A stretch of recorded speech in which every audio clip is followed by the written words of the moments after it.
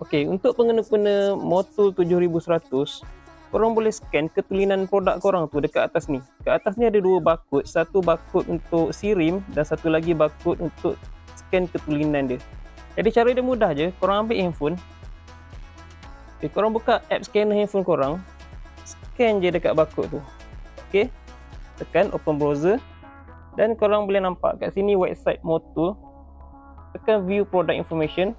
Kau boleh nampak kat sini dia bagi tahu macam aku punya motor ni motor 7100 1 liter.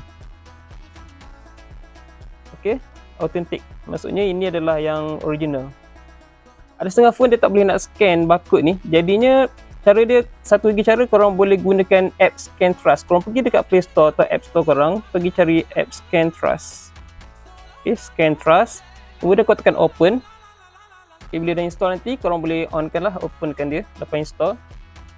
Tunggu sekejap sampai dia keluar macam ni. Kemudian sebelum korang scan tu, korang tutup dulu kod SIRIM kat atas ni, takut dia tersalah scan. Jadinya tutup kat atas dan biarkan barcode yang tengah tu je yang terdedah. Jadi rapatkan, dia ada masuk. Okay, dia dapat scan. Tunggu. Okay, dia keluar macam ni. Okay, verification successful. Kita boleh view product information.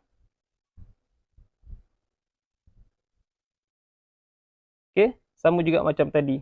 Jadi kita dapat scan yang dia akan beritahu yang produk ni adalah produk yang original. Itu saja, terima kasih, dan kalau anda suka dengan apa yang saya post, apa yang share, sila follow saya, like, share dan komen. Terima kasih.